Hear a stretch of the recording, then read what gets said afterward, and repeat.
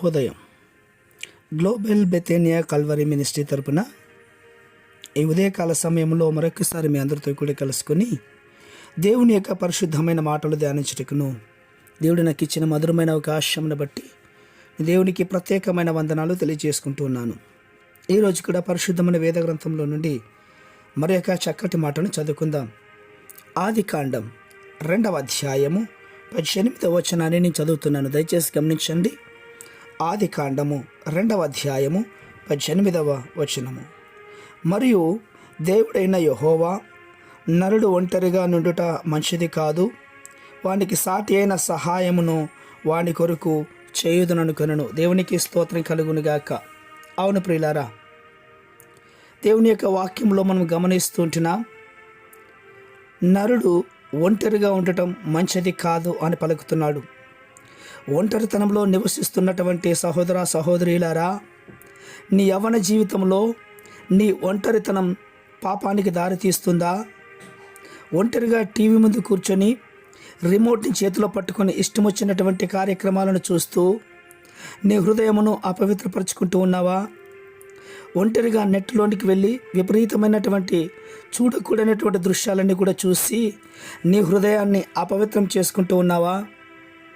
నీ ఒంటరితనం నీ శోధనకు కారణమైందా? విను, దేవుడు ఈ దినాన సెలవిస్తూ ఉంటున్నాడు. ఒంటరిగా బ్రతుకుతున్నటువంటి నీవు దేవునితో సహవాసం చేయాలి ప్రియులారా. అవును, ఎప్పుడైతే దేవునితో సహవాసం చేస్తావో నీ బ్రతుకులో నీ జీవితానికి ఒక క్రొత్త మలుపు నీకు వస్తుంది. అవును, నేను ఒంటరిగా ఉన్నాను, నాకు ఎవరూ లేరనుకొని కురింగిపోయినటువంటి వారు, వ్యసనాలకు గురైపోయినటువంటి వారు, తమ జీవితాన్ని భ్రష్టత్వంలోనికి దిగజార్చుకున్నటువంటి వారు ఎంతోమంది ఉన్నారు. ఇదిగో దేవుడు అలాంటి వాళ్ళని పిలుస్తూ ఉన్నాడు. ఒకవేళ ప్రభువు నీవు ఇంతకుముందు దగ్గరికి కాకుండా ప్రార్థనకు దూరం అయిపోయిన రోజులు ఉండొచ్చేమో. ఒకవేళ పుట్టుకతో నీవు క్రైస్తవురాలివే అయినా కానీ నీ జీవితంలో దేవునికి అనుకూలమైనటువంటి భక్తి ఎన్నడూ నీలో లేకపోవచ్చు. కానీ ఈరోజు ప్రభు సెలవిస్తున్నాడు, నిన్ను కూడా దేవుడు పిలుస్తూ ఉన్నాడు. అబ్రహామును గురించి దేవుడు మనతో చెప్పిన రీతిగానే మనము కూడా ఆయన మాటకు విధేయత చూపించిన వారిగా కనబడాలి. అవును, దేవుని గురించిన ప్రత్యేకమైన శ్రద్ధలు మన జీవితంలో ఆశలు పెట్టుకొని జీవించేవారుగా ఉండాలి.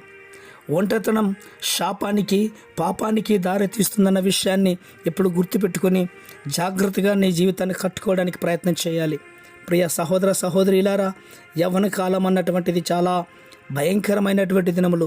ఈ దినమందే ప్రభువా, నేను ఒంటరిగా ఉన్నప్పుడు నిశ్చయముగా నీ వాక్యాన్ని మాత్రమే, నీ పాటలు మాత్రమే ధ్యానించువాడుగా నన్ను ఉండటకు సహాయం చేయమని ప్రార్థించండి. పరిశుద్ధమైనటువంటి మా ప్రియ పరలోకపు తండ్రి, ఆశీర్వదించినటువంటి ఈ ఉదయకాల సమయంలో మరొకసారి ప్రార్థన చేస్తున్నాం.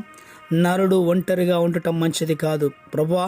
ఇదొక వివాహపు విషయంలో మాత్రమే కాదు కానీ ప్రభువా, ఎల్లప్పుడూ నరునికి మీరు తోడుగా ఉండటానికి సహాయం చేయమని, ప్రతి నరునితో మీ సహవాసం కొనసాగునట్లుగా సహాయం చేస్తారని విశ్వాసంగా నమ్మొచ్చు. చిన్న ప్రార్థనను మా రక్షకుడిని యేసయ్య నంబట అడిగి వేడుకొని పొందించున్నాం మా తండ్రి. ఆమేన్, ఆమేన్, ఆమేన్.